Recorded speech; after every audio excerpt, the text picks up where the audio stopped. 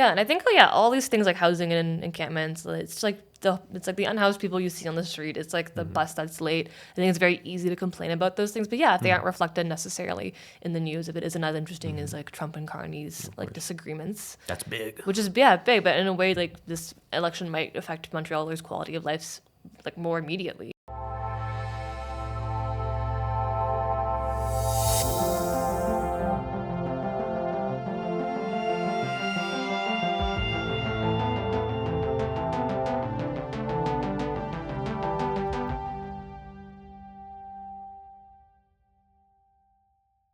Okie dokie. Let's get this started. Hello there. My name is Kalden Dhatsenpa. I am the host of Local 514, formerly Metropolis. We're going a new direction, something simpler, something people can connect with. Today's topic, and the topic of the last few interviews I've done, the Montreal municipal elections. On November 2nd, Montrealers will go out and vote for their next mayor, their city councilors, borough councilors, and that's about it. Borough mayors. Borough mayors, thank you. That's what I was forgetting. Thank you. Well, you see, someone just corrected me. Someone just popped in to make sure I had all my ducks in a row. And that's today's guest host, Katia Lo Innes, a writer and associate producer at The Breach. Her work has appeared in Hobart Pulp, Maisonneuve, This, and other publications. Thank you for coming on, Katia. Thank you for having me again, Kalden. It's great to be back on the Local 514, formerly known as Metropolis. Formerly known as Metropolis. Thank you. We're just trying to head I was going to say New Direction, but technically it's sort of an old name that's been around. Yeah, I was going to say, I thought there were two different shows. But. They were, and now they are one. A beautiful union of journalism here at CUTV. Anyways, Katia, I have asked you to come on to help me parse through the many options for Montrealers this municipal election. The last municipal election was in 2021, where Projet was able to hold out against Denis Coderre, his party Ensemble Montréal, and Valérie Plante was able to win herself a second mandate. Though this time around, she is not running for re-election. There is a whole new slate of mayoral candidates, a whole new batch of city council candidates, of borough mayor candidates, and honestly, sort of a lot to parse through. It is. It's a bit overwhelming just going on like the websites of the parties and just seeing this continuous scroll of headshots. Yeah, I find that like provincial and federal levels, it's kind of easier to find information about parties because there's so much resources set for them. There's a lot of money at play. All the parties get kind of like decent coverage. But for municipal elections, it's like you have sort of Montreal's journalistic media sphere sort of spread thin, covering all the different kind of election promises and party news that's kind of going on. Yeah, there's not a whole ton out there. I definitely, and even some parties don't have proper websites. So no, yeah. This is true. I believe you said a few of them were only running on Facebook pages. Yes, we'll get to that later. But there is one party that only seems to have a Facebook page. See, look at that. That's just the wild west of electoral politics that is Montreal's municipal scene. Let's go over some key points for you voters out there.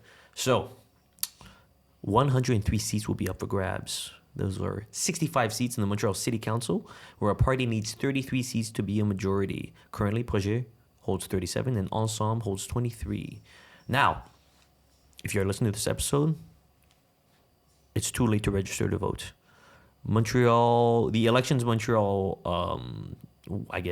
system of voter registration is a little more restrictive than federal and provincial levels, or I think we were talking about this earlier, but at the federal level, you can I've done it. I've sort of shown up the day of the vote and I've registered on the spot with like ID, proof of address. I've done that too.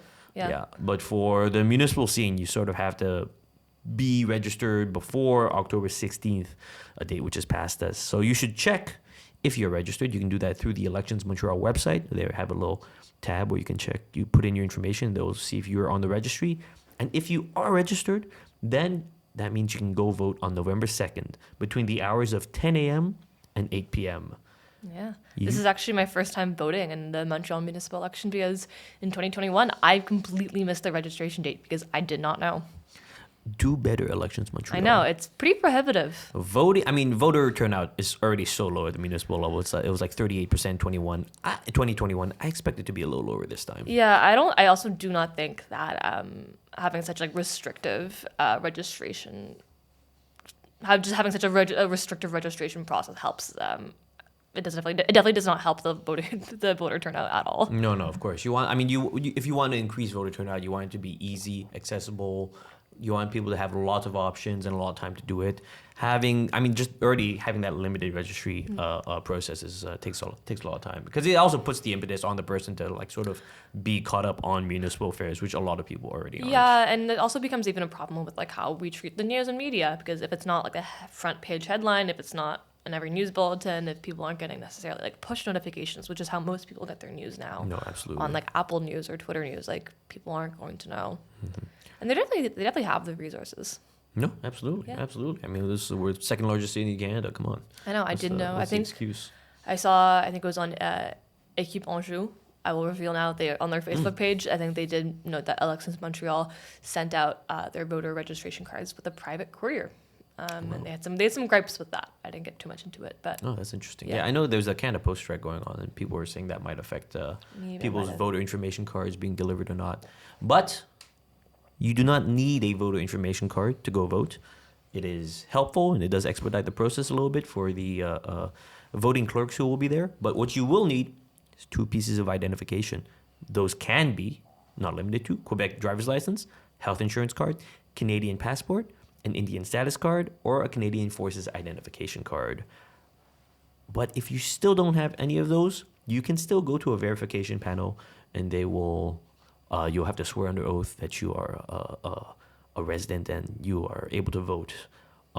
Personally, I've never been through that process, so I'm not quite sure what it's neither like. have I. I had to go through the verification panel online to be registered, Right. which was kind of funny because they had to like hold up my driver's license and like my proof of residence like to my camera, and like I like couldn't read it and was having trouble, which all felt very silly. Yeah, it's kind of those kinds of digital oaths they always feel sort of dystopian's not the word, but just kind of awkward. It was awkward. Yeah. I've seen a few of those happen. Anyways, that's the information for you. So November 2nd, 10 a.m. to 8 p.m. Go vote. But then some of you might be wondering, why should I vote? What's in it for me? It's not quite Hollywood news. It's not quite, it's not exciting. Big. It's not getting. I feel like even the Toronto mayor election has. Even look at New York. The New York mayor election, everyone's tuning into that, acting like they're the coach, like betting on it.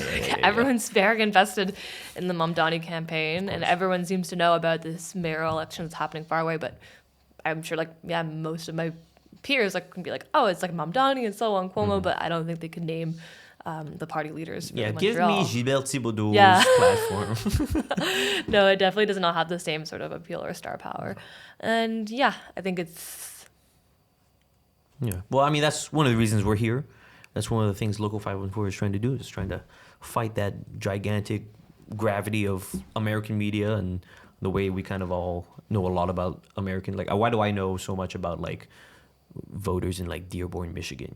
It's because of the weight of... I will say there is a lot of the American elections do hold a lot of global weight for foreign policy and just kind of the dictate of things happening globally. They do have I think they just have a much more robust media landscape, and much more robust independent media landscape. Absolutely. Whereas Canada, very famously, it's post media and maybe the Irvings and CBC and not much else. And if they aren't covering municipal politics, and oftentimes they don't have incentive to, people won't know. So well, that's why we have scrappy independent publications. I think it's a shame because there's a lot of strange candidates and kind of bizarre things happening even in the Montreal election, small humorous things that okay, I'm entertained. It's also I would say this is an interesting election because you have there's 3 parties, we'll talk later in more detail, that are kind of offering similar and dissimilar things, and it's not as clear cut as this is a reactionary right party, or this is the leftist party. There's a lot of different shades in between, which I think is going to be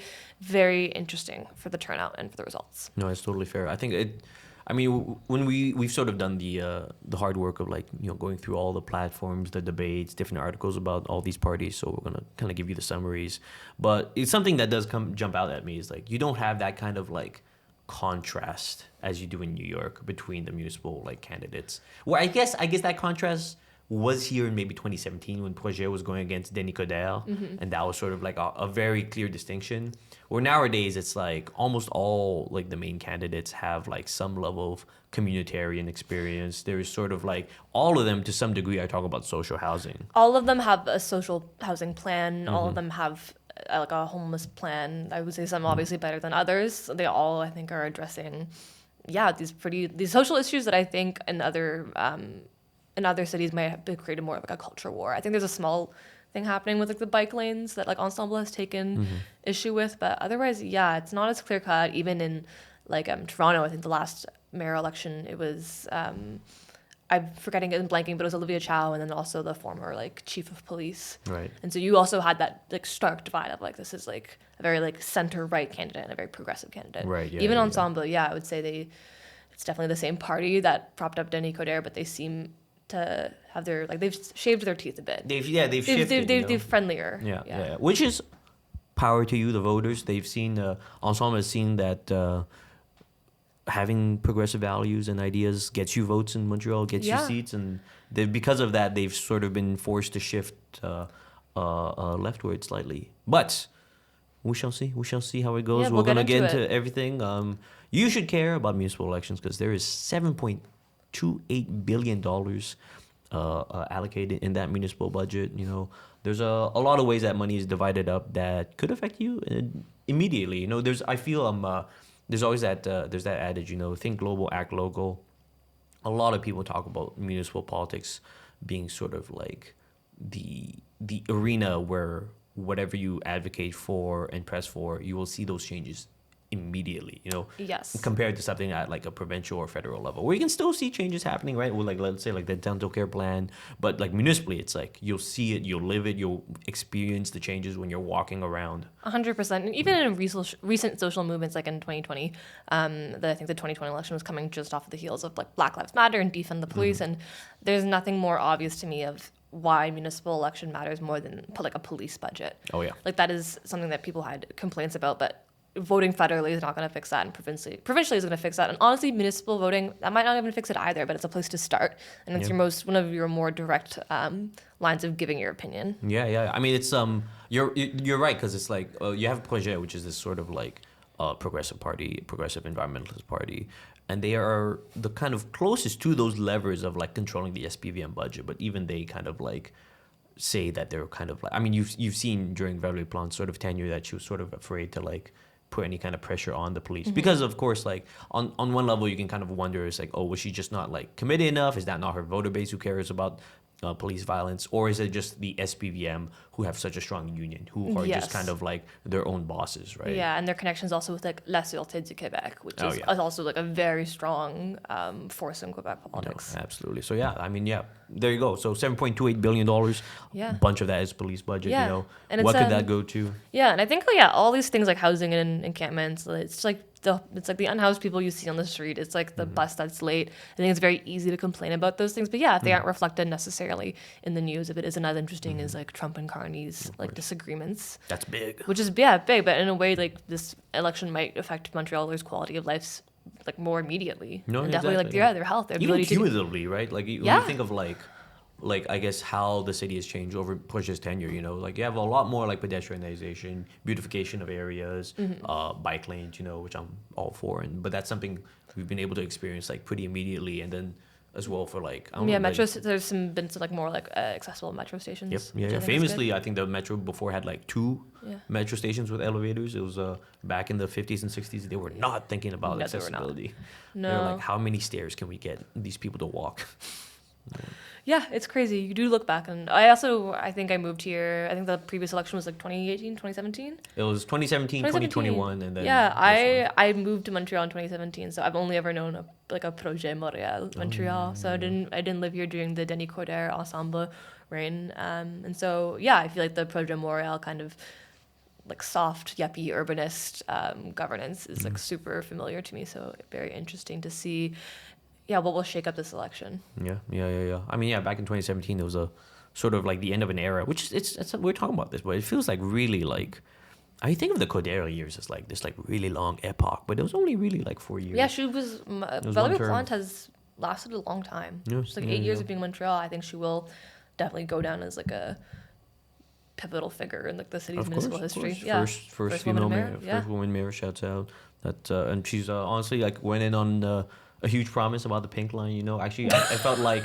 I mean, no, I don't mean no shade by that, but it's like that's what I like to see, right? You want to see these kind of like... she had a big promise. Yeah. I mean, it's one of the reasons she won, right? Because you had this sort of vision of Montreal. There was this really big vision of Montreal that was offered by Projet in 2017. And of course, the years advancing to that as they were growing as a party, where Codera was just more like kind of like, I guess, just kind of almost, I guess, shady in a little sense, but kind of, I don't know. It's kind of like, Codera was sort of the last kind of like, typical kind of corrupt mayor I guess Montreal's had like compared to like Applebaum and like the ones before where there's sort of like weird like backroom dealings, handshakes. Yeah, even we'll discuss more. I guess now we're talking with the party leaders, but even like looking between like Martinez, Ferrada, Rabot, and like Sauvé, the one that really like sticks out is Gilbert Thibodeau from Action Montréal. Like he to me is like a true like conservative politician that I think is pretty absent from like the front runners. Yeah. So it's very strange seeing him just like in there because you're like, oh yes, this is like this is what some people would vote for. Yeah. But it seems like it seems deeply out of place in Montreal. Yeah. So let's go over all the parties real quick. Well, not all of them, but at least the ones we're going to be talking about today. So we have Ensemble Montréal. So this is Denis Coderre's old outfit. Currently headed by Soraya Martinez Ferrada, a former Liberal cabinet minister who is re-entering the municipal scene. She used to be a city councillor before.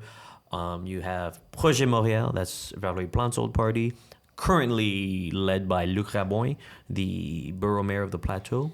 You have a new party, Transition Montreal, headed by Craig Sauvé. Listeners might be familiar with Craig Sauvé. He's sort of... we spoke about him a lot during the by-elections in Verdun, La Salle et Mar, when it was sort of the federal by-elections. It was kind of a three-way race between him, Sauvé for the NDP, the Liberals, and the Bloc. But now he is back on the municipal scene. Craig Sauvé is a 12-year city councillor, and now he's running for mayor. You also have Action Montreal, which you just mentioned. Yep. Gilbert Thibodeau. Really very entertaining, I gotta say. I think the politician I disagree with the most on this docket, but he is just I'm paying attention to what he says because I know something crazy is coming out of his mouth. I do think that if there had been more media attention, he could have taken a Curtis Silva-esque role as not a true threat to the race, but like in the same way that the Silva was like this is a guy from like New York. I'm like, this is a francophone man from Montreal who is like almost like a caricature of like a caquiste. Yeah. So people who aren't familiar, Curtis Silva, he's the Republican nominee for mayor in New York City, and he's also an entertaining figure. He wears a red beret.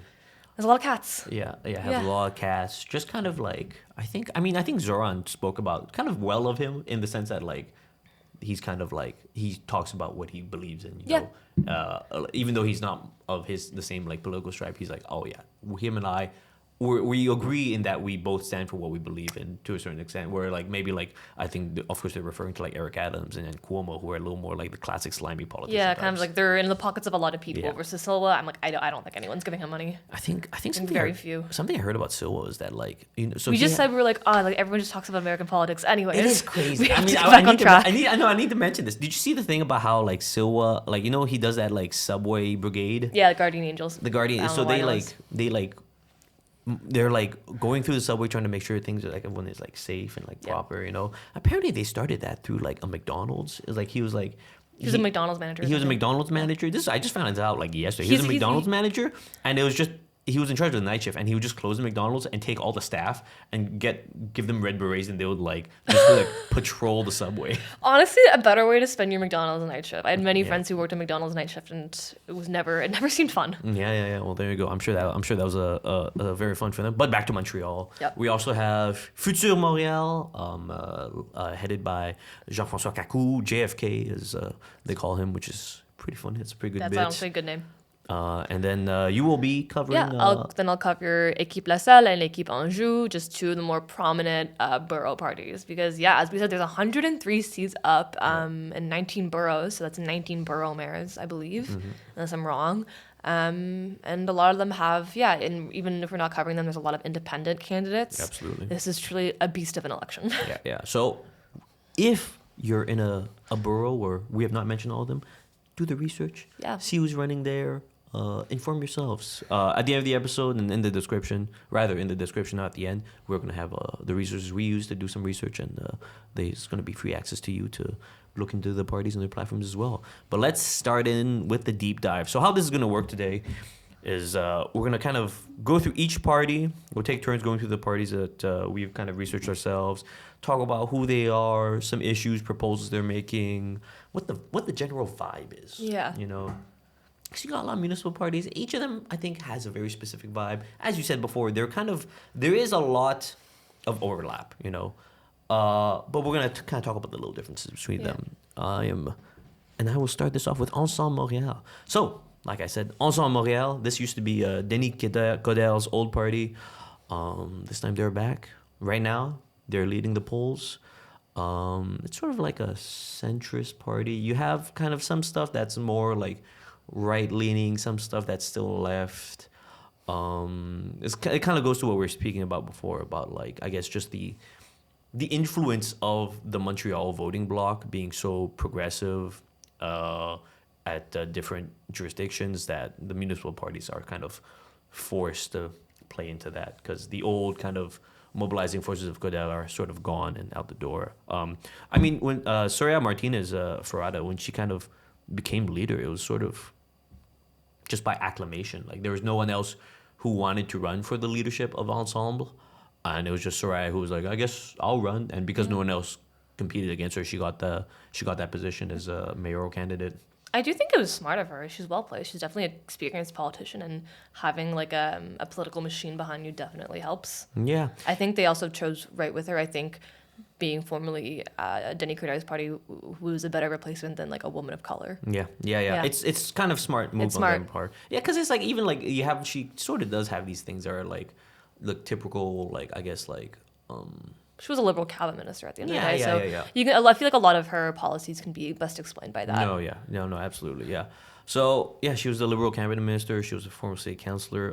Let's talk about some of the key issues. So I went through a lot of this, and all these parties are promising a lot of things. These are the ones I've selected, I think, as important to our listeners. So something I saw that Soraya Martinez Ferrada is kind of saying and trying to appeal to, public safety, you know, because we were talking before about how the SPVM is sort of like one of the main kind of axes, I guess, of policy proposals for this election. Public safety is a big one that comes into mind. And I think it does appeal to these kind of Ensemble voters. What Soraya Martinez Ferrada and Ensemble is promising is equipping police with body cameras, more cameras in public spaces. They're talking about instituting a tactical intervention group on homelessness to coordinate field interventions and plan future operations. This involves creating a local public safety coordinating committee between citizens, community organizations, and borough representatives overseen by the SPVM. So with these sort of three promises, you sort of see this increase of surveillance.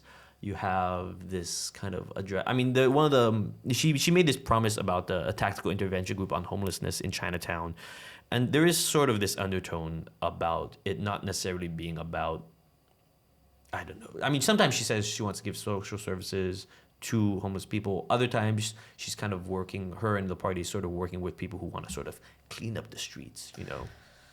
Yeah, I've heard rumblings about the tactical unit in Chinatown, mostly because I think it's being proposed as, I think there's maybe a couple, like maybe one or two like citizen groups that are signed on, and it's being pushed by Ensemble as this thing that like Chinatown residents are pushing for, when in fact I think there's a lot of disagreement even within Chinatown of like people who are organized there of like, do we really need the SPVM in Chinatown more? Especially I think a couple of years back there was like a police killing of Ronnie K, who's like a Chinese man in Montreal, and so I think there's definitely a tension between there, and I just I don't love the phrasing of tactical intervention, and I think the whole emphasis on public safety is, even though I think it's coached in like much friendlier language than Coder, it still is like an antagonizing language. It's still like putting like whatever voting bloc she's appealing to versus like this evil force of like homeless and poor people.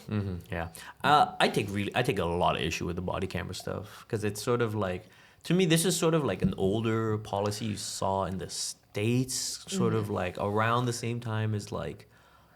It was even older than like the George Floyd stuff because like people would just say that like the cops, because you sort of have, if you look at the history of like kind of police violence, there's always these things that are sort of like suggested, right? Like back in the day it was no more chokeholds from the cops, then there was no more batons, no more stop and frisk, frisks, but then every time it's like these things are sort of instituted, the police, it's like it's this more of an institutional problem than like any kind of like tech problem, or like any procedural problem. Honestly, it's not. It's also, you're basically asking a surveillance and enforcement group to surveil on themselves, which they aren't going to do. Yeah, which is already like the police are already surveilled by themselves with the BEI, which is like the sort of like the bureau who's tasked with like making sure anytime like a police officer kills someone, there's sort of an investigation drawn into it. But all the people doing this. There. All these people so who are so depressing. All these people who are investigating are all former cops, So it's like there's a certain kind of like just institutionally like that's not going to work. It's the same thing with the RCMP. They'll do an investigation. They'll be like, okay, we investigated ourselves, and don't worry about it. We've got it. We've got it covered. Guys, it's all good. Yeah. Don't worry about it. It's all good. On to the next thing. So body cameras sort of ineffective. Even in places where it does exist, it's like you still have cops who could just turn it off. It's also, I don't think, going to stop anyone from committing violence, whether it's recorded or not. No, yeah. I think to me the stuff with like the things being recorded, like you had that with the Rodney King protest, where it's like because there was actual footage of it, footage of stuff that everyone already knew was happening. There was a certain level of like uproar that was. But I also think we're a lot more saturated with images of like casual police violence these days. The fact where it no longer has any shock value. No, of course, yeah. So that's what like. There's a certain point. I was gonna say there's a certain point in time when having more, I guess, footage of it, people assume that would mean finally this is like kind of like inexcusable, kind of like uncontradictable evidence of police violence. Well, we see now that even with the evidence, even with the clear evidence in the States and Canada, justice is still sort of like evades the police. Yeah, I think it's this common idea. It's a very like liberal. It's a very liberal idea. It's like, technology will fix this thing. No, yeah. But it's like, like all these policy issues, you're gonna need some sort of like new app to solve homelessness, whereas the issue could just be like solved by like policy or like creating social housing. Like the tools are already there. Yeah. I think this kind of approach is just kind of like anything. This is something I've been thinking about recently. Anything that has to do with kind of public safety and this feeling of like fear and safety, it's hard to really like put that to ease without like, because it's sort of something that's like a feeling that's never really satisfied, because you're gonna have different parts of like whatever, like polite civic society, and let's say like white people who are concerned about like loud noises, who will never really be fully satisfied with whatever level of safety there is, right? So there's just constant like, it's just this constant process of like feeling fear, arming the police more, giving the state, whatever state level it is, more powers of surveillance, and then but it's never kind of enough, right? It just kind of keeps going over and over. Yeah, no. And you have Ensemble here kind of tying into this. I mean, you're talking about that tech stuff. That's very liberal. It's very Ensemble. Future Montréal also dips into that a little bit. You have a bit of that kind of like liberal approach to, I guess, like police violence and like systemic racism, which are I find are embodied in these two parties. Mm-hmm. To talk a bit about some of their other proposals now,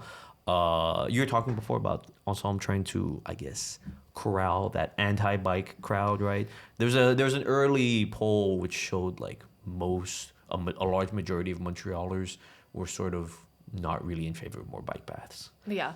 And it seems clearly that like Soraya is trying to like cater to that, while not necessarily promising less bike paths. No, even in her promise to audit the bike paths and see what's not working, and then maybe the promise is like take some of them down, which in my mind I'm like, that's just more construction. I think honestly when people are annoyed with bike lanes, I think they're just simply annoyed with staying in traffic, which I'm like, fair enough. Traffic is quite annoying and parking is hard to find. Yeah. And I think those are some people's legitimate concerns, even if you don't agree with them.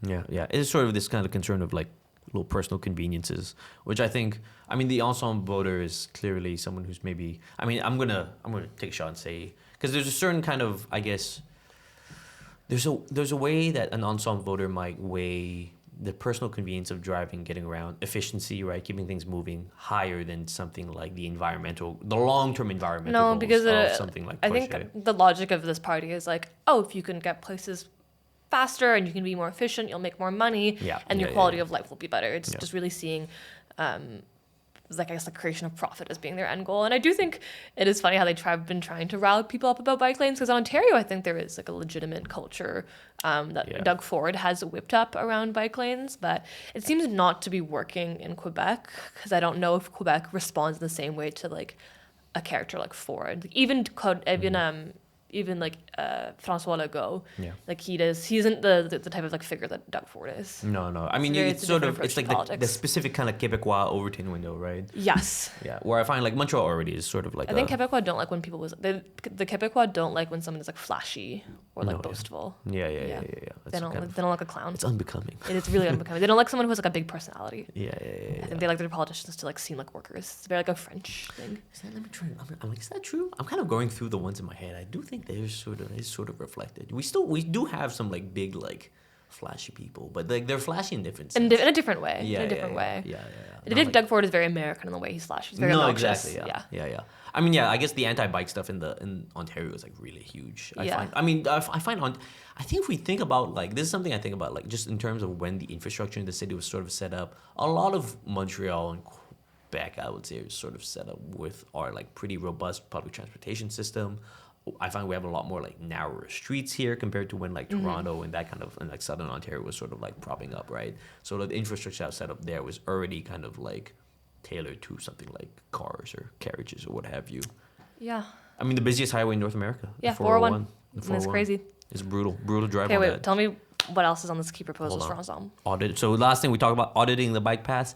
Not going to do much. It's just more like, I feel like it's more of like a, like it feels good to be like, take that bike people. Yeah, also I think one of the things it wants to do is they want to implement, I think, AI to see how efficient the bike lanes are. And I think you can see AI sprinkled around their platform, which again just goes to show their whole, I guess, like penchant towards innovation and new technological air quotes solutions. Yeah. Christopher Curtis has a really good piece about like Ensemble and their approach to AI. And it's not even a new thing. It's like the Godel's, when it was Godel, they were always kind of promising like this, like these big tech solutions, and like, this is going to be finally what saves us. And and also knowing that Martinez Ferretta, knowing that she was a Liberal cabinet minister, and having Carney, he like, just appointed a minister of AI and got rid of the minister of labor. I think it's you can very much see like where she's coming from and how she's approaching this. So you have auditing the bike pass, which is trying to rile up the car people. So this is a little more on the kind of like trying to scratch that little conservative itch, big government. There's always too many. The city's inefficient. It's too big. Soraya has promised to reduce the city's workforce by 1,000 by the end of the first term.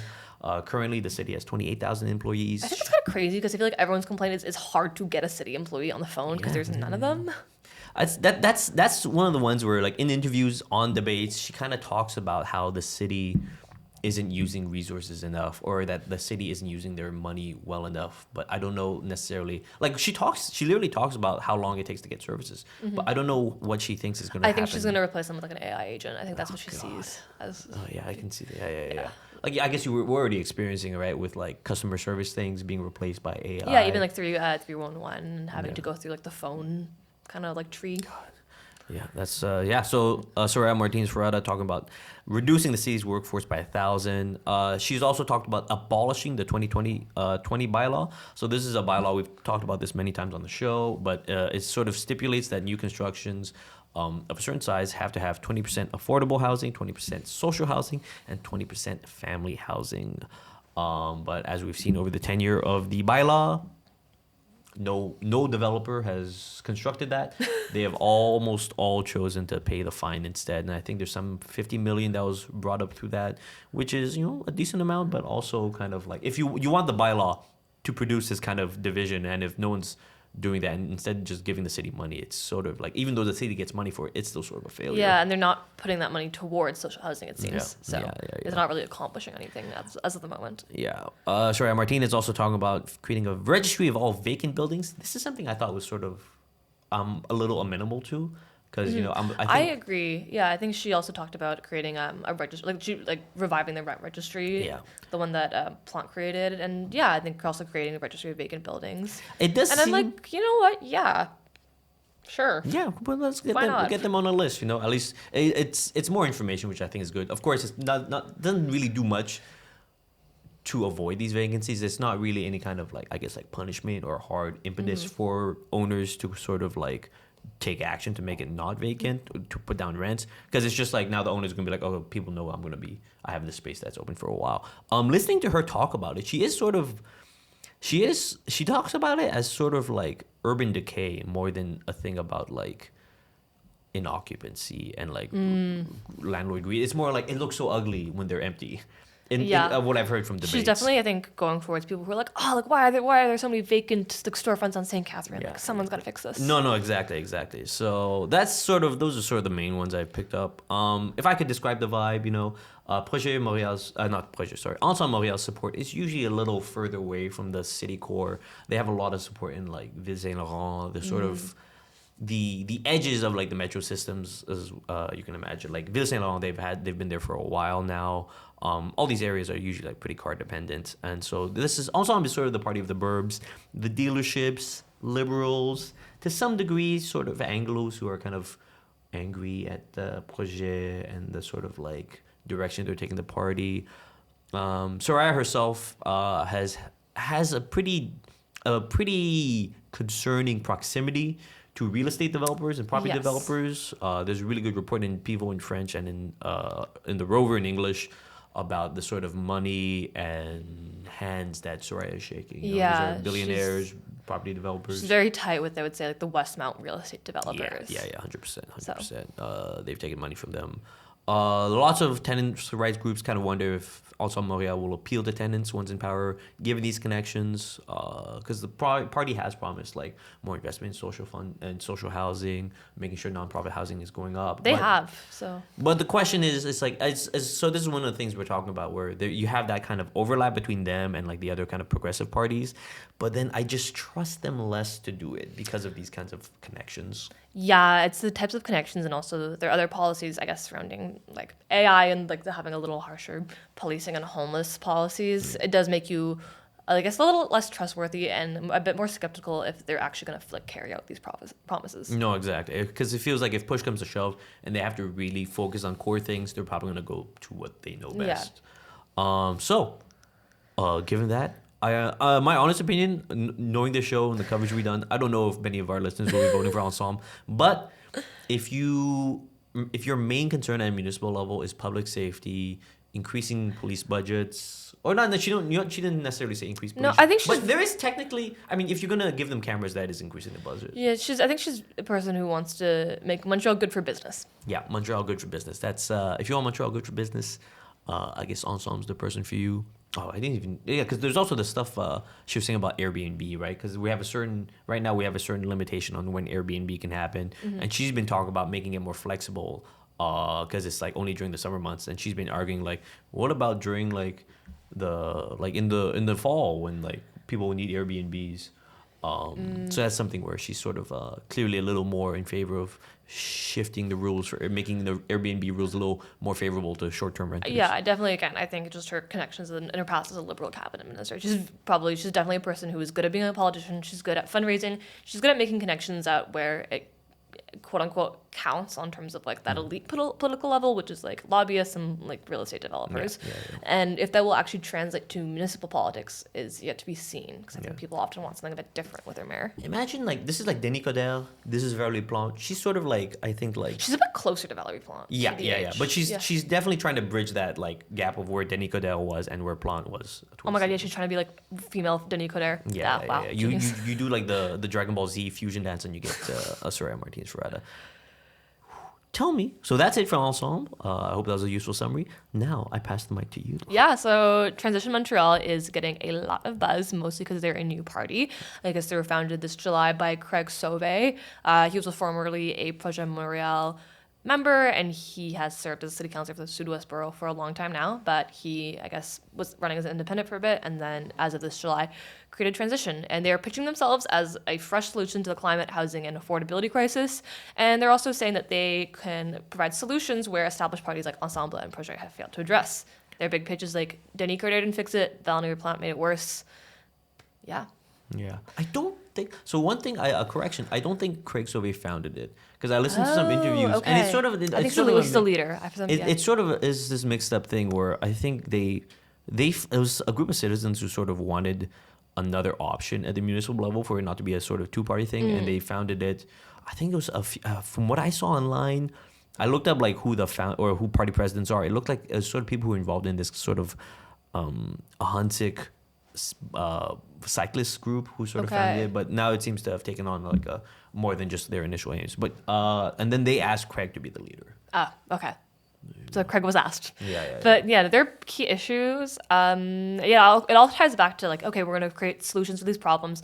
So I guess their big one is this ambitious transit and infrastructure plan, which will include the creation of Infra Montréal, which is a proper public works department, and MTL Montréal, which is a corporation to develop public housing on municipal land. So, and kind of like those two swells, they're in those two moves, they're trying to, improve like public infrastructure, which I guess appeals to like the yuppie urbanists, but also they seem to be very fixed on public housing.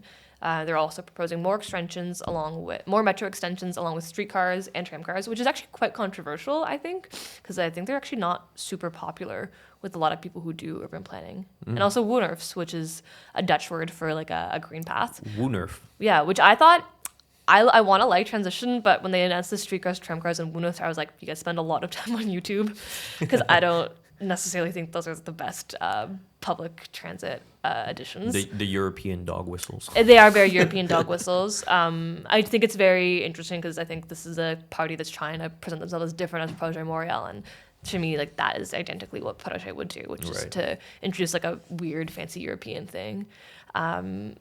To public housing, but I guess, and kind of aligned with public safety, they're framing their safety more on protecting Montrealers, and so this includes a more radical approach to policing. They haven't said if they're going to defund or anything, but they haven't promised any additions to like funding or the force like body cameras. They have said they want to create a citizen service to respond to mental health crises. And they also want to create bylaws to enshrine nightlife security and end forced evictions of homeless encampments. And I thought it was notable because they have a stance directly in their mandate about the Palestinian genocide and the war in Ukraine, which I also found like deeply Quebecois. So I do find that the insistence that transition is much more left than Projet to be not necessarily true just by looking at these statements. On Ukraine specifically? On the Ukraine and also the Woonerf, because I know Craig Sauvé was involved in the Woonerf in the Sud-West, and it has it's been very controversial because all the housing surrounding it has seen a lot of people be priced out of that area in the Sud-West, and it being accused of being a greenwashing project for Projet. So he was behind that, and to be having that such a core part of your platform is really interesting to me. I think that's the other thing. I was going to get into this for the Projet stuff, but that's sort of the thing that kind of comes with this kind of like urban ecology, white environmentalism you see happening in city centers, where like you have a lot of this beautification stuff, a lot of these like new parks, Woonerfs, but all it's sort of like without actual tenant protections, it just sort of prices people out, right? It's a sort of a green gentrification, as it were. To transition's credit, they do seem to have like a very robust focus on housing, and they do have promised to increase a lot of public housing. So maybe in their public housing utopia, you can have your Woonerf and your subsidized housing. Right. But yeah, also this is just coming from myself, having a lot of people in my family. My younger brother is a transit engineer, and streetcars and tramways are very expensive. They're hard to maintain in a city like Toronto. They are actually a lot slower than buses. Right. And I think Projet is running on adding a bus lane to Park Avenue, for example, for the Plateau, which I think would be a much better use of the rolling stock they already have, and also the roads that already exist. You wouldn't have to create this whole construction project, and everyone knows how construction projects work in Montreal. No, of course, yeah. So I think that's me being very nitpicky, because I do think that urban ecology can be accessible for many people. I think that even working class people and even people in the suburbs, it can benefit them. But I think framing it this way, it doesn't seem beneficial to, say, a family in the suburbs, or maybe someone who just moved to Canada and lives in Park X and has to like drive to their factory job. Like a Woonerf isn't going to really benefit them. No, but maybe having a cheap rent and a park really close by would. Yeah. I think in these kinds of proposals, I see stuff like the Infra Montreal and Batsa Montreal. I sort of see like, I mean, like Craig ran for the NDP, right? So you have sort of that old kind of like old school leftist like, we do this in-house kind of stuff, like where we're like, let's not like hand this out to like just a bunch of, let's not do this kind of like public funds with private developers kind of stuff. Let's just have our own sort of in-house team which is going to build all this stuff, because it's like this the line the NDP uses a lot is that like I think like way back in like was it like 60s and 70s, the actual like federal government was building like tens of thousands of social housing units a year, where now it's like next to nothing, right? So in that I sort of see a reflection of that kind of old school leftist mentality of like, let's just have our own kind of crown corporation, like Hydro-Quebec, like CBC, but instead it's at like this municipal level, and they're going to be the ones who sort of like, we can just tell them what to do and they can do it faster. I think Craig would be a capable mayor. I think he's served for a long time as a city councilor. I think he definitely knows the ins and outs. I think it's smart in a way, having a lot of the proposals be these very like site-specific things. For example, one of the proposals that I thought could have been talked about more was the public restroom network. I actually think it's really good for public safety, and also can be a good hub for like crisis intervention. Like having a public restroom that anyone can go in, especially when it's cold, is I think very smart. And also it's just health. It's just better for health if we don't have people like peeing in streets. No, absolutely. And you don't have to. I was like, oh, that's actually quite good. And they also, I think they did propose to fund these taxes through a series of progressive taxes. Fund these projects through like a wealth tax and also a road use tax. And a big part of their housing platform is to, I think, tax all the properties worth over $3.5 million. Right. Yeah, and I'm like, I think that's super fair. And they also have like smaller like proposals like a community food mark, and proposing electoral reform with ranked ballots. And I think they were trying to, I'm sure they were talking about it before, but kind of coast on like the tail of the Mom Donnie campaign, which had a lot of hype around the public grocery stores. I do think these ideas are very hopeful and exciting, to be honest. And I think, I just think that they do address the three main crises as outlined in their pitch. I think they're really going for the lefties fed up with Projet Montréal. As Kalden said, it was created by people who didn't want to see Montreal become kind of like a two-party. That being said, I think I wish I had seen more like noise about them. I think a lot of people don't know actually what they are offering, and they don't really know the difference between them, Ensemble, and Projet. I think they're kind of fading into the background, which is a shame. Yeah. I thought because to me, so Transition occupies a similar space that Mouvement Montréal was trying to go for in 2021. Mouvement Montréal was sort of headed by Balarama Holness, former Alouettes player, because that was sort of like, I remember. I think it was Ted Redlin who we had helped on with their like platform, and it had these like inklings of like this sort of like defund vibe, where they're kind of putting the question how public money is being used. Very similar with Transition Montreal this time, where you have this kind of questioning of, do we need more cops in the streets? Is that going to create safety? Balarama Holness was kind of doing a similar thing. Where I found Balarama Holness like out the gate, I was like, oh, this is good news. They're kind of forming this. But then throughout the campaign cycle, it was like nothing left. There's like kind of no big stories afterwards. Where I find with Transition and Craig, it's the opposite. I find not just they take it a little further. Like if we talk about baseball terms, like Holness gets like boom, good like I don't know what you call a bat hit. He hits like one. He hits the like a walk off. He just, I don't know. He's did first hit, but then he doesn't like hit all for the rest of it. Exactly. Maybe strikes out. Where I feel with Transition, it's like now they're like good hit. Now then they can get the second base, but like I don't know necessarily that I felt necessarily a full home run. Maybe this is a better baseball metaphor, but maybe you could say Movement, they're playing for home runs and strikeouts, which is a very boring way to play baseball. Versus Transition, they're just trying to get their bats on the ball and just get on base. I do think the Transition has I really hope I hope to see Transition city councilors. Yeah, I'd hope to see. It would be cool to have them as a mayor. I think I just am skeptical on their ability to mobilize the left against a unit like Ensemble on such short notice. No, it is sort of. I think it's like since Craig became the mayoral candidate, I think it was just like you didn't have much news about actual like promises. You had Infra Montreal, because that was the thing where it's like I found in the first like maybe like month of like the pre-campaign period, there's like a decent amount of news about Infra Montreal, this wealth tax. the toilet plan, and they actually and Craig in transition got like I thought really decent coverage in places like Kalden Montreal. Kalden Montreal, like Taylor C. Noakes at Kalden Montreal has been writing very generous things about transition. They have, yeah, I think Taylor said like. Transition Craig Sauvé in Transition Montreal is the only interesting thing happening this municipal election, and he really lays the task. Oh, he's not paying attention to Gilbert Thibaudot. Correct. Well, I mean, he's happened like every election. And then you have the Gazette, which is kind of publishing these big like headline pieces, front page stuff for Craig. So that's where that's why I feel like Transition has gone a little further than Mouvement with this kind of like idea with this. They're trying to organize around this like lefter than projet poll. Yeah. I'm hopeful. I also think that because they're, as you mentioned, like a citizen created organization that asked Craig, I think they will have legs. They're new. Famously Ensemble has stuck around since Denis Coderre. They haven't held the office in a long time, but they still have 23 city councillors.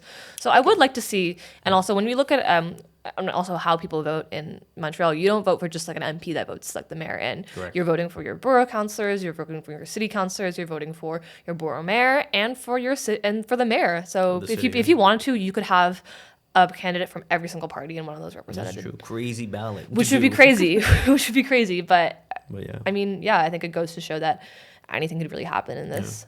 Yeah. I think you really have things lined up here well, where like this pitch about them being for leftists who are sort of fed up with Projet Montréal. Yeah. Because I found like in the last few years of like kind of like municipal coverage that we've done, I think the main things I've seen people upset with is sort of police budget, right? Because we'll talk about this later, but you had that big Profit Montreal kind of report that came out this week, which is sort of involved with it seems to be made from people with Flip and other people who are sort Montreal of involved with anti-apartheid, I think. Montreal anti-apartheid, as well as Montreal. No, the anti-apartheid is a pledge. The Profit Montreal report is specifically the defund people and some of the Flip people, really like big radicals who are kind of tired of Projet's kind of police approach, as well as on this show we've kind of covered their tepidness on Palestine. As well, to me, one of the biggest things, and this is one of the reasons Cult Montreal I find is really repping or giving so much carrying so much water for transition is the nightlife policy. That is, because you have a bunch of venues. I mean, there's been the story of the last like maybe decade in Montreal. We have these beloved venues sort of closing down. And even noted one of the city council candidates is the owner of Turbo House, Sergio da Silva. I had him on Monday. Yeah, so I think that's definitely. I think they're definitely capturing that imagination. I just wish they had articulated a lot of their affordability policies better. Yeah. Because I do think that with like such a focus on transit and infrastructure being at the forefront, and these kind of like cutesy projects, like again, like the community garden and stuff, I do think it kind of distracts from the fact that transition could do a lot well. Because it just comes off to me as like Projet Montréal light. Yeah, because that's the thing where I don't know that it's not necessarily like the promises are so huge that it's such a departure. Because like I think with the transition talked about social fares. So if you make under like $45K a year, your opus is going to be cheaper. But then Projet is doing the same thing, but it's only if you make under 30K. Right. So it's like there's so much overlap. I find what a lot of people, like a lot of community groups at like the what's called Fracas, which is kind of like assembly of different community groups. Well, they're asking for social fares with a pathway to completely free public transit. And I find like I do like the social fares proposal. Social fares I think it's a very smart idea. Social fares is good. Yeah. But the thing is, it's like I feel like at a municipal level, if you are an upstart, new, lefter than other party, make the goal like shoot for the moon. Talk at least start the conversation to talk about like really talk about free public transportation. Get that ball going. It's kind of controversial. A lot of people are going to be against it, but you sort of like if we talk about why the Quebec Montreal Overton window, political Overton window is where it is because you need to have people who are making these big things to drag things towards. Also, again, when you look at the three, like just in terms of paper, like Ensemble, Projet, and Transition, who exactly is going to make your rent cheaper? I do think that, again, unfortunately, to bring it back to Mom Donning, you have a case of someone having a very clear, like articulated slogan of freeze the rent. And I do think that Transition, Transition, they had an opportunity to make a very bold statement about how exactly they're going to make housing cheaper. And I just don't think that something like Bâtir Montréal is going to excite someone because that is something that's going to take a long time to create housing. It's sort of like inside baseball kind of stuff. It is, versus we are going to give rent relief. We are going to freeze rents. We are going to end all evictions. I wish they had articulated their vision better. It's something in that Profit Montreal report, they talk about how this, because so many municipal politicians that I talk about, there's like, oh, it's all the province, that's why we can't do anything. This is like people who used to be Projet, people who aren't with Projet, people who are with Projet. Everyone makes that claim. But then you have this Profit Montreal report talking about how it's actually the city there's permits that are given out for these kinds of evictions, Yeah. and there's opportunities and places to go intervene and sort of use the city's few levers to actually stop these kinds of things. Yeah. And no one's really talking about that. Yeah. I mean, I guess one thing that I glossed over very quickly in this recap is I think one thing transition did want to do was declare a state of emergency about the housing crisis. Okay. I really think they could have led a lot more with that. Yeah. I think a lot of people could agree with that. And unfortunately, as Ensemble shows, sometimes you do need to antagonize a certain group to get people together. And having, I think, maybe the antagonizing force of, okay, we need to make things better and create like a state of emergency to immediately address all of these problems. I think maybe that could have been the bold proclamation they needed to push them ahead in this race.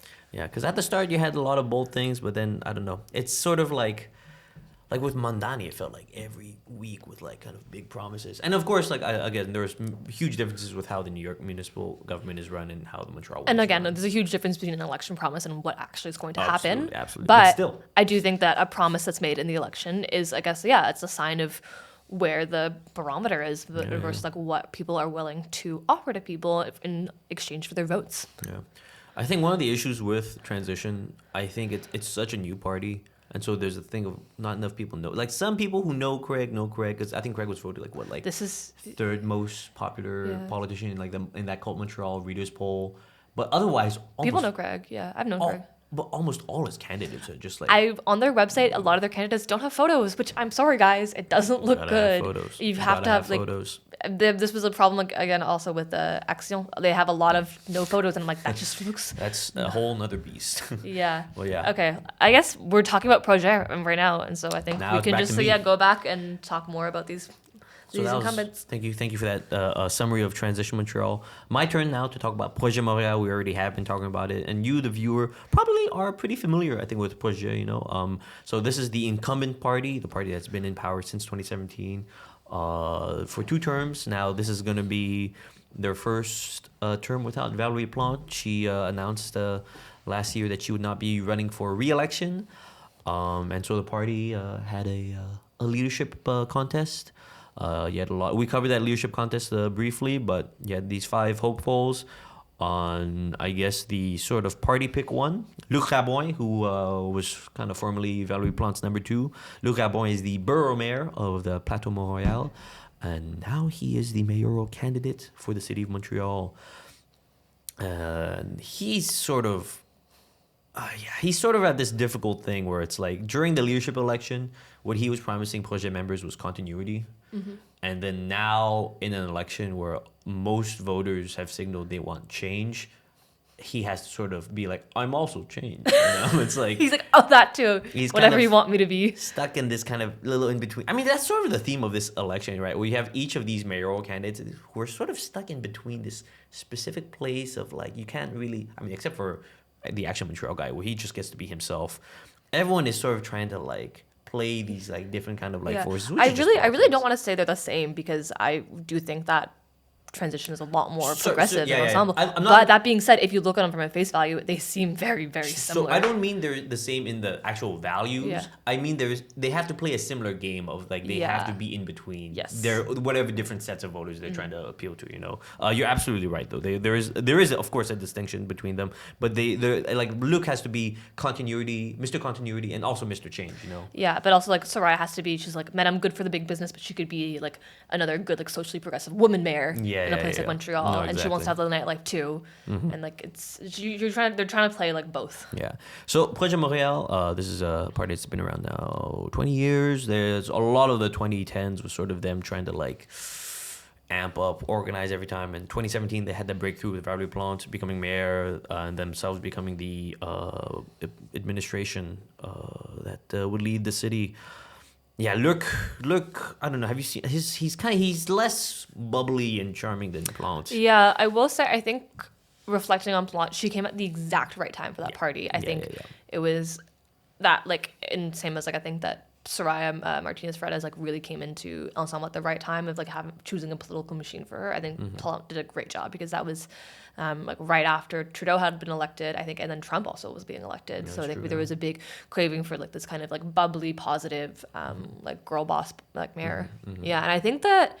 Yeah, I don't know if Luc Rabouin was a good choice for especially going against people who want change. To have someone who's like not a super compelling candidate is just. Yeah, so Luc was sort of the kind of the obvious party pick. You had other people who were really exciting. One of whom is still running, who is Luc's number 2, Gracia Kasoki-Katawa, who's the borough mayor of NDG. She was putting forward some really cool stuff during the leadership campaign. I was very disappointed that she did not win. I thought she's doing very good things in NDG. Absolutely, great things in NDG. Shouts out NDG, Côte Neige. But now she is Luc's number 2. But she is not the one, of course, running for mayor. Luc is, and with that, I feel like Luc is sort of like nice boss, very nice, reasonable boss, kind of administrator guy. I think he's trying to ride on the kind of the vibes Carney had, which just like looks like a politician, but I don't know if it will necessarily work on a municipal stage like Montreal. Yeah, he's kind of like, I mean, in Montreal you have this like very wide network of like community groups, and almost like the kind of like policy wonk kind of good community business kind of like administrators. And he kind of represents that, I think, to a T, of like just someone who's like, I think his heart's in the right place. It's all about community stuff. It's all about like environmental stuff. I think in the plateau is where they started that Airbnb ban. I think that as you see, like you can see kind of over like on a lot of the economy, this move towards like the managerial class. Yes. And you see that in anything from grassroots organizing to, I guess, like asset management or being a landlord. Like everything is kind of being consolidated to these like consultants and managers. And I think he very much is a person who is like a professional grassroots organizer. No, exactly, but not an actual like, but you can say you are because he's like probably spent a lot of time working for like nonprofits. It's the nonprofit like LinkedIn kind of person. It's a nonprofit LinkedIn person. Yeah. So let me get into the actual proposals and issues. So this time there's no pink line. there's no big ideas, but you do have Luc saying stuff like he wants Montreal to be the capital of housing affordability in North America. Which is like, it's a big claim. I think there's once upon a time that used to be the case, but we're sort of further and further away. Especially recently, I think the actual like rent inflation index had us double the Canadian average. That's not good. Not good.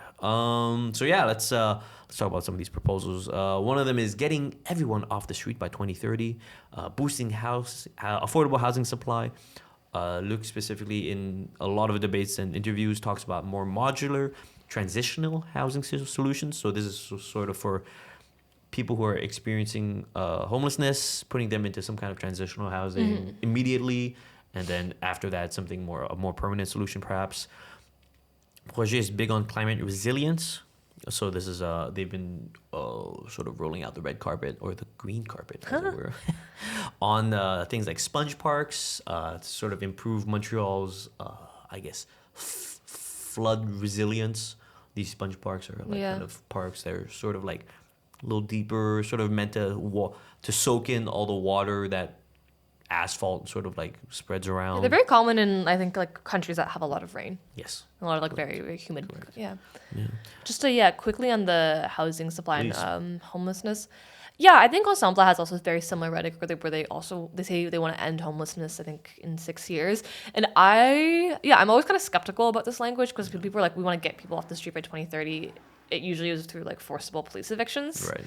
And so kind of nervous about that. I mean, Projet was sort of, that's one of the things that, like, if we're talking before about, like, the reason transition is there is sort of like this tiny leftist blind spot or flank that they've allowed for, right? Because, like, that was one of the things that was, like, the not progressive thing that Projet sort of did was evicting homeless encampments. Yeah. And even having the climate resilience be concentrated into sponge parks and green spaces, which I'm not saying we shouldn't have those. I actually think they're great. You should have. It's smart to have those. You should have those. It just... it's still in the kind of the same line of think as Ensemble, where maybe we can face climate change through technological fixes, whereas like maybe it would be, whereas like maybe more like a more holistic approach would be, like divesting whatever assets the city of Montreal has for like fossil fuels, or trying to like shut down the Suncor refinery, things of that sort. Try and make sure, try and reduce congestion. Be a huge one. I know I said that and I was like, they're never going to do that. I was like, they're never going to shut that down. But yeah, I don't know, like reducing congestion and doing things that would reduce like carbon rather than just like having to add more things. Because to create like a sponge park and green space, you are going to have to like rip up concrete. You're going to have to put a lot of like manpower behind that, and that doesn't necessarily. It's my same comment with Transition Montréal, which is just I'm like, you don't need to have these like warners and like small little green spaces to be the climate resilience. I think a lot of people already in Montreal have their own forms of like climate resilience, whether you live in somewhere like Park X, which is a famous like a concrete like jungle, Big heat island, but people there are able to like cope with their own kind of like de facto gardens and stuff. So I think people already know what they need to do. So I just I'm skeptical of those two things. Well, it's also, I mean, before we talk about eco gentrification, right? Park X was sort of like, I mean, like right next to Park X, you have the Campus Mill,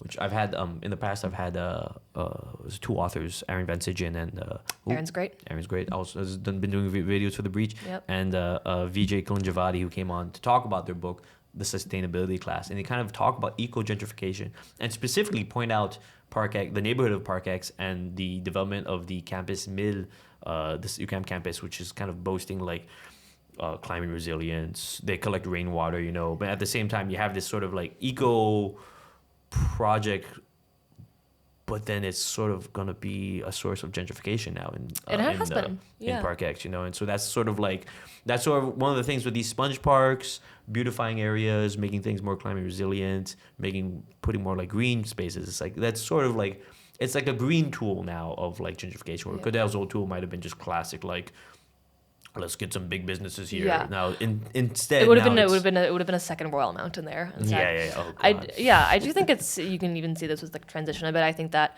it has to. I think even Projet Ensemble, these are political parties who are running with this idea that they want to make people money and they want to make themselves money, being the city. Well, because you have to rely on property taxes. Yeah, which rely on property taxes. And what better way to get property tax and to raise the cost of living or raise like the property values in these areas through gentrification. But I think it comes to a question of whether we want our elected officials to behave as elected officials or to behave as like businessmen, with ourselves not even being the investors or shareholders. Right. So I think that is question. I think there was before more of an idea. I don't know, maybe if I'm like looking at things with like rose-colored glasses, but I do think that in terms of progressivism, we have shifted a lot from the era of like the 70s and like co-ops and social housing. Absolutely. Absolutely. Yeah. Other promises by Projet: a centralized action chantier body to coordinate public works and construction. Everyone wants to create a body to fix construction projects, but we just need to. You just need to like pry it from the hands of the mob. No one wants to say that, but like that's actually what you need to do. Who's gonna be brave and enough? who can take on the mob? Careful what you're saying. Sorry. we all know, watch for your safety. She didn't mean it, mafia people.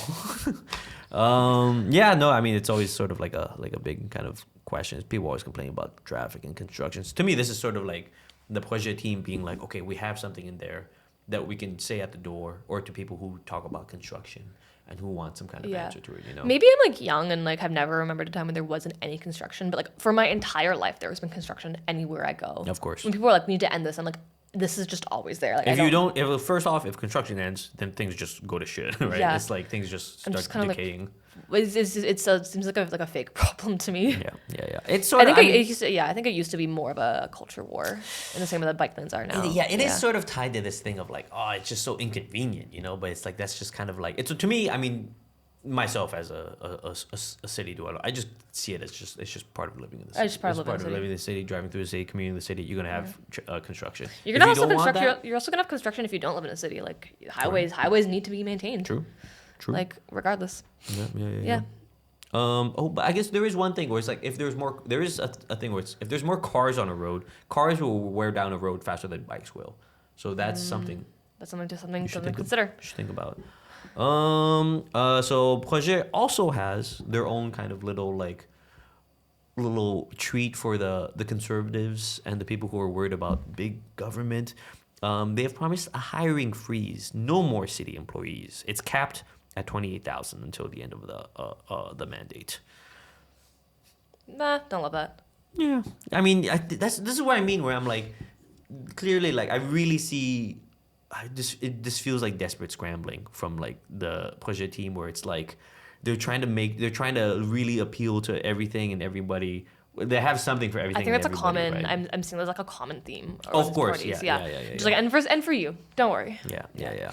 So I guess the general vibe, having been, I mean, one of the reasons I was hired here at CUTV was sort of to do much more municipal investigations, keep a sort of track of the beat of municipal government, and during my tenure here, it's been projet. They are, I think, better.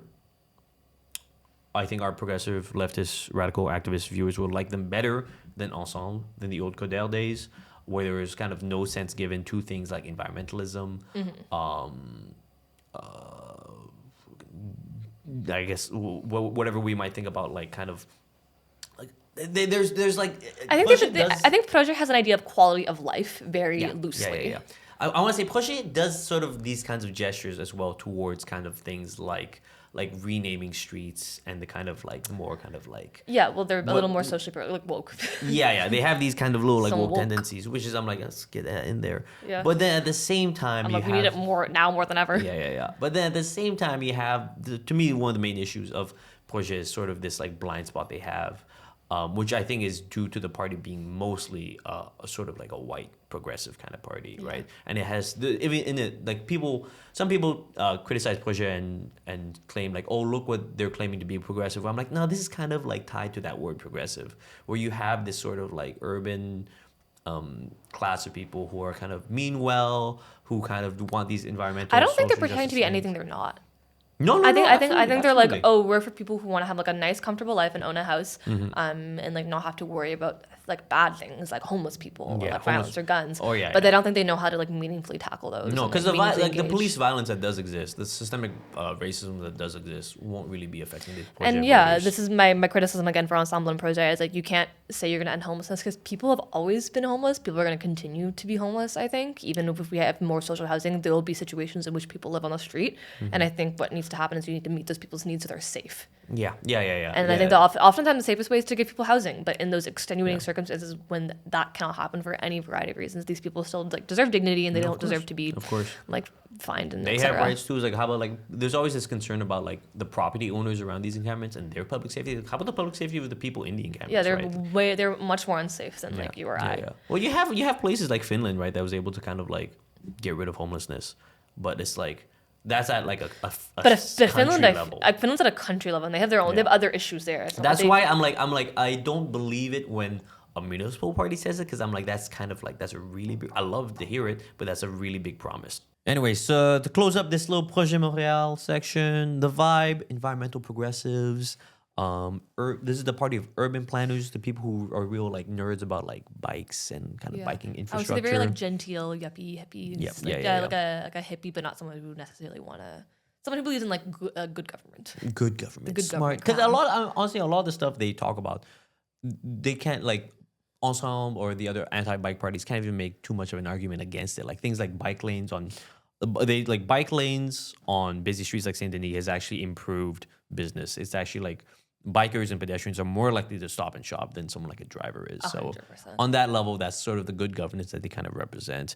You should vote for them if you want Montreal to be a little North American Amsterdam.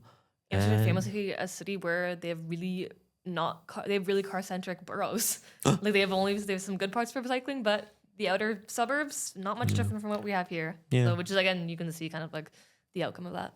There you go. That's so yeah. I guess if you're really into that, then vote for Projet. We have more parties to get through. Tell me about this next one. Oh yeah, Action Montréal. So they're pitching themselves as kind of like they want to be like the level-headed managers of the city's finances and administration. They were founded in 2020 by party leader Gilbert Thibodeau. They got no seats last election, and he's running again as the same leader. And they are, I would say, probably the most traditional like conservative right-wing party in this race. I would say the way they're conservative, they're very caquiste. In terms of social issues, they believe in secularization, so they're going to make it illegal to pray in public spaces. They want French to be the only language in Montreal. and they also want to have a crypto platform. I think they also, a lot of their actual plans seem very vague. Their website, it does seem like it was written by ChatGPT in the way it's I would like not laid be out. surprised. I'm pretty sure this is ChatGPT. A lot of their ideas of managing the city is just by like reducing debt. They want to reduce debt by 20%, mostly cuts, and they also want to work with the private sector to streamline administrative processes to address issues like housing. One of them are random ideas. That's like a very big idea is to approve filming permits in 48 hours to make Filming, Montreal like movies. movies. Oh, wow. Yeah. They're very anti-bike. They want to basically have a lot of car-friendly policies. So expand the amount of available parking spaces. They want to cap parking meters and have reduced costs for parking permits. And they also want to cut taxes. So the welcome tax is going to be cut, water tax cut. They want to get rid of parking meters, which is where also the city claims some taxes there. And another thing that I found, so in terms of other things that I found quite strange, one of their number one on their website, their first policy is to basically just clean up the city. So they're just doing broken windows policy. They're like, it just needs to be clean. And then the 2 ones immediately after have to do with housing.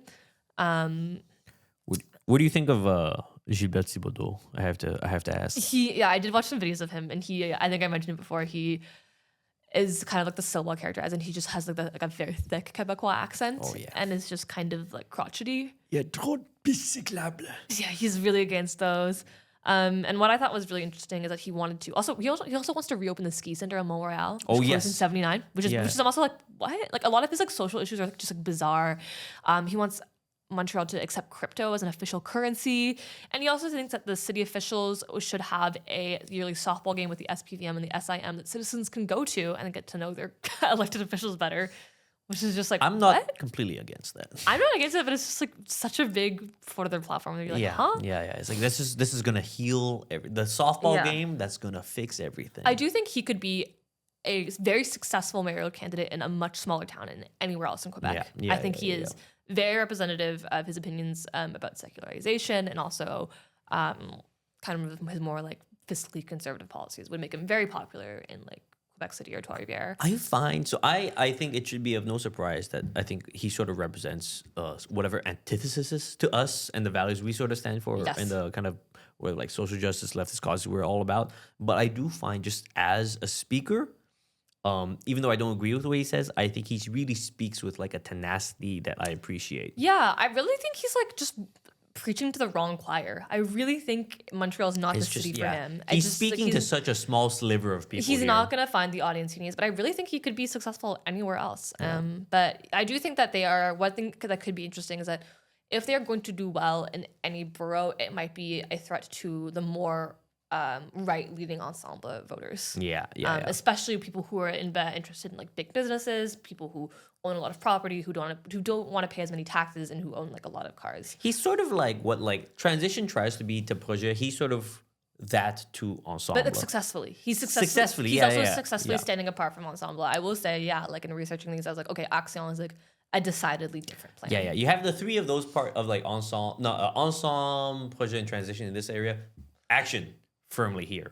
Yeah. I think I mean, you see it in the debates that the leaders have had, where like, you know, he aims a lot of stuff at Soraya, and of course as Luc for like this kind of like he's trying to be the anti-projet kind of vote, you know, the anti-bike lane vote. Yeah. And Soraya is sort of in the middle. He is trying to do like the antagonistic right-wing like populist messaging. I think he's saying, so he like Soraya talked about like taking down maybe a few bike paths. He's just saying like all more parking, you know. It's like complete reversal, you know. Yeah. Which is, again, like you're saying, not quite the crowd for it here. I can't imagine even at his like, if he performs his best completely, I think in a city like Montreal, he's limited maybe to a few council seats, and then maybe he picks up something somewhere. He got a council seat, but that being said, I think Ensemble is just so much stronger as a party unit and its fundraising and an outreach that I think in the areas that are a lot more conservative, like in like, I don't know, like Hampstead and Westmount, TMR, like I think those are probably those are safe Ensemble votes. Yeah. And what about Futur Montréal? So this is Futur Montréal, that's a party led by Jean-François Cacou. I interviewed him. You can see the episode right here. Thank you, Ode, for putting that up. This is a party that was sort of formed by Belfure, this guy who was sort of really involved in the kind of like liberal consultancy, anti-racist consultancy, lobbying kind of forces. I think good, but it does sort of, they come off as incredibly centrist. I mean, Jean-François Kakou told me himself we're a centrist party. They talk a lot about AI. They talk a lot about. Just love AI. They just love AI. It's gonna. Oh, thank God AI is here. You know, it's gonna fix everything. He talks about like how he used, because the story about the mayoral candidate. He was the director, the general director, the town director of Percé, Gaspésie, big tourist town. Yeah. And to me, I was like, that's kind of interesting. That he is has very that, interesting. That he has that kind of experience. I was in Per Se this year. It's a lovely town. Shout out. Yeah, shout out Per Se. I had a nice time. Look at that. I still haven't been. I gotta go. Yeah. Well, then you might have appreciate some of the policies then instituted by Jean-François Pray Kakou. tell. Levies for tourists. His big thing, Future's big thing is like levies. They're big on like these kinds of like extra additional costs, not really indexed to any kind of percentage, just like a flat cost added to things that come from tourist revenues, which Montreal already does have in some kind of cases, but he talks about using that in a lot of other different kind of spheres. Yeah, I think for a town like Per Se, that makes absolute sense. I definitely paid the tourist tax when I was there, but I was like, whatever. Yeah, I'm happy to do it. You know, a lot of places in Europe have those sort of things. It's just a way to help the city kind of get in that kind of revenue of the tourists who are coming into a city. Otherwise, Future Montréal, they're sort of like, I think, they're sort. I guess what's the vibe of Future? Future is like for people who are like the AI. They like the AI stuff from Ensemble, but like they really want more of it, and also I guess that you care about. It's just there's I find they make kind of like, I think Future would be a good candidate for like the or those like Montreal like you know like Six Buzz. Yes. The Montreal versions of Montreal those. Flex TV. Montreal Flex TV. Those people would appeal to maybe like Future and Action and Ensemble. That's like the Flex TV vote, Montreal Flex TV vote. You have, I mean, it's a notable, the only racialized candidate for mayor. Oh, I guess no. Wait, hold on. Sorry, is Martinez Ferranda. Yeah. Oops. Racing Latinas. My bad. I forgot about that. I also, in that case, I'll be more specific. The only black candidate for mayor. He's from the Ivory Coast. But then I remember I found when I was interviewing him, I sort of found the position on police very, very weak, even despite, because I thought being like having that background, that party background of kind of like anti-racist lobbying, I was like, they might have like a good, strong position on things like systemic racism, something Legault famously says doesn't exist in Quebec, something the courts have found exists in Quebec, something even the police chief found exists in the SPVM. And when I asked him about it, he was like, just more like community policing, more like integration between communities and the SPVM. Likely thing for a consultant to say. No, exactly, right. It's just this is a person who's making his money in his life off of being able to be on call for an organization without ever like dismantling the organization. There you go. They exist so they can continue to exist. There you go. That's precisely it. I remember I asked him about that, and he said this kind of stuff, and he was like, he talked about Longueuil police being this model for that, and literally that Sunday, like, the kid. Bad things happen in Longueuil a lot. Kid that was shot in Longueuil, and I was like, man, it's kind of like, I don't know, it's sort of a very weak policy I find for even even though that I disagree with things like body cameras, I'm like, even that's like, I think a more like you're attempting like a bigger kind of like idea, and that's something that's kind of proven. Yeah. I guess in terms of like more a niche issue for voters, we can really quickly go touch on some of the borough parties. Yes. I think something that's good to mention is that because the Montreal's electoral scene is so diverse, there are some like very strong borough parties, and I think two that I wanted to focus on. The first, very interesting, is Équipe Anjou, and they actually have a coalition with Équipe Ensemble. So Ensemble will not run any candidates in Anjou. They really see themselves as having a shared vision, and it's run by Louise Miranda, who's been the borough mayor of Anjou for almost 3 decades. He was elected in 97, which is before I was born, and before he was part of the Union Montréal, which is centrist party. They do not have a website; they just have a Facebook page. Just flexing your youth on the show. Yeah, sorry. I was already 2 years old. But they seem to, they're just focusing on infrastructure and parks revitalization. Anjou is more suburban. It has a lot of like big business, like kind of like big block stores. So it doesn't surprise Place Versailles, me. you have that That's out what there. it is. Yeah, it has big malls.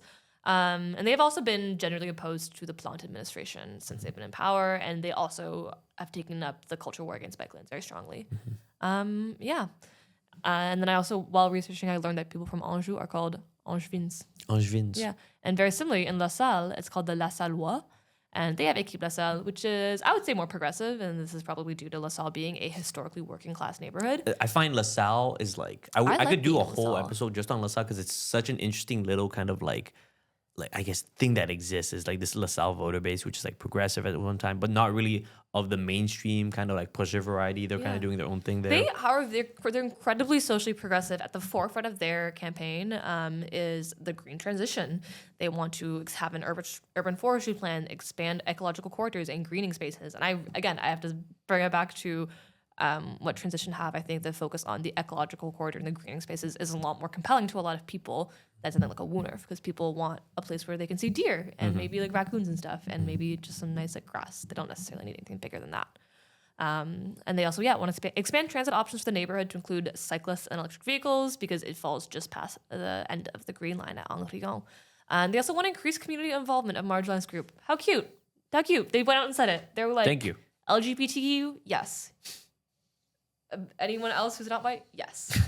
And they also, I think, I think they also have kind of the good government. But what I thought was so random is they want to keep property taxes as low as possible. They boast the lowest property taxes in the island of Montreal, and they want to keep it that way. Which I think is interesting, because I can also see that coming from the nicer areas of La Salle, which is like the nice big mansions, not the mansions, but the big houses near the Highlands on the waterfront that have It's a very nice waterfront. Very nice waterfront.